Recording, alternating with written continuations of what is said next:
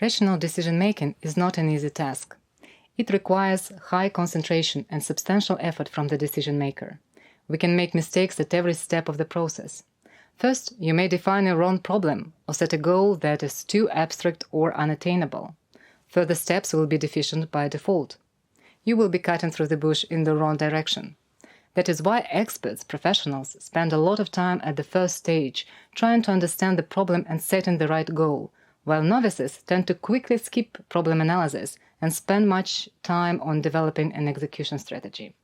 Remember the famous quote by Albert Einstein, "If I had only 1 hour to save the world, I would spend 55 minutes defining the problem and only 5 minutes finding the solution." Second, the choice of criteria is usually very subjective. What is good for you may not be good for me, and vice versa. We can apply different scales of measurement. The most important choices usually imply a very complex set of considerations. There is a famous historical example with Charles Darwin, who tried to decide rationally whether he should propose to his cousin Emma Wedgwood in 1838. He drew up a balance sheet of factors in favor or against the marriage. On the left page, entitled "Marry," he listed the arguments in favor of marriage. They included a vivid picture of a sofa with good fire, books, and music on one hand. The arguments against were loss of time and freedom. It is very hard to compare these things or express their value in numbers. It is hard to compare choices that involve moral reasoning. What if one option is better for you in terms of career or money, but requires a moral compromise? How would you rank the criteria of morality and profit in terms of their importance? Third, you may not think about all possible alternatives that are available to you. They say that your best decision is nothing more than your best alternative. So the wider the range of options that you analyze the more likely you find the best solution. And here you confront multiple challenges. The information may be absent or incomplete. You may not have access to the evidence, and you may not have time to process the information. Simon was the first scientist who introduced the term bounded rationality. He argued that human rationality is limited by two types of constraint. On one hand, human rationality is constrained by the environment, imperfect information, and conditions for analysis. On the other hand, it is constrained by human cognition, imperfect tool for analysis. Simon introduced an important notion of satisficing to describe a typical human strategy of decision-making. People do not always seek optimal decisions, he said. They are satisfied with good enough decisions. Because rational decision-making is so difficult and time-consuming, people prefer to make quick decisions that are good enough, even if they are not the optimal ones. You see on the graph that there is a space between an acceptable outcome and the ideal outcome.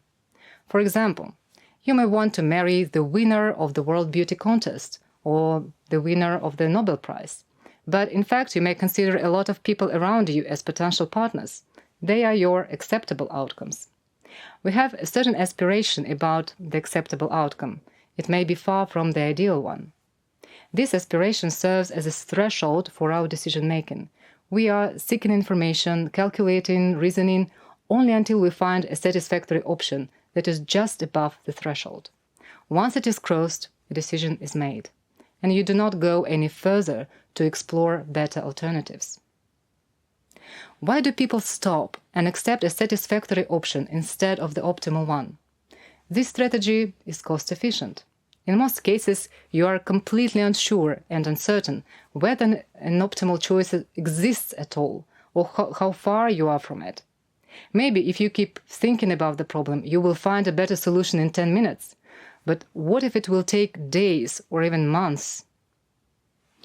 It is worth noting that the threshold for decision-making depends on the individual. One person will set the bar lower and make a quick decision. The other one will not be satisfied with the solution and think longer to find another one. This contradicts the foundation of a rational choice model, that we all should search for solutions until we find the best one. According to the rational choice model, the decision payoff or utility is an objective category that exists independently of our subjective opinions. For example, for rationalists, $100 has an objective value, because anybody can exchange $100 for the same amount of goods and services. The decision about spending $100 should have the same value for everybody. Let us compare the decision-making of a person who is poor and has $1 in his pocket to the decision-making of a millionaire. They will assign different psychological value to the decision payoff. A poor man will spend much more time thinking about the necessary things he needs to buy, and a millionaire may probably just order some expensive wine at the restaurant. Another example. You want to buy headphones which cost $125 at the local shop. Would you be willing to travel to the other side of the city to a different shop which sells headphones for $100, so that you save $25? Probably yes. If you have time, this trip is worth the money. But what if you are buying a car worth $5,000? Would you be willing to go to the other side of the city to save $25? Probably not.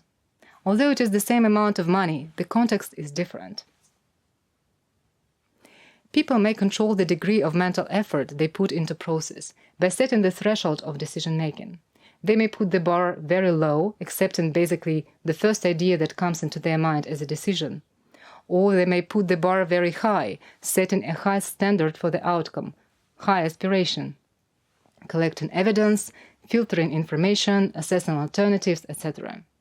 In this case, their search for satisfactory options will be longer, and decision-making will be slowed down. That is approximately what Stanovich and West calls System 1 and System 2 thinking. You have this continuum of mind operation. On one pole, there is fast, automatic, effortless reasoning, often based on emotions and acquired skills. On the other pole, there is slow, conscious, effortful reasoning. And it requires much concentration, involves mental operations such as learning, computing, comparing, etc. This is a very efficient mode of decision-making. We cannot say that one pole is bad and the other one is good. It depends on the situation. When a human being encounters new information, he or she starts with the system 2 thinking, putting much cognitive effort to make sense of it. And when the situation repeats itself, you meet the same person, go to the same place, do the same thing, your brain is moving gradually towards System 1 thinking and lowering the threshold for cognitive effort. When you learn to drive, you start with System 2. You make a lot of decisions consciously. You choose the pedal, the speed, whether to use turn signals, and so on. Thus, driving lessons may be very exhausting, as some of you know. But over time, driving becomes a skill that doesn't take mental effort, and you make decisions and perform actions semi-automatically.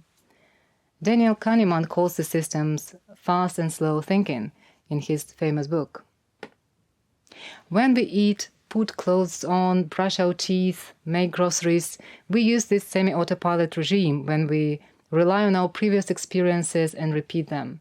Interpreting verbal language and visual information also involves automatic, fast decision-making. But when you need to do math tasks or reverse parking, when you navigate unfamiliar territory, you make a conscious effort and slow down your thinking.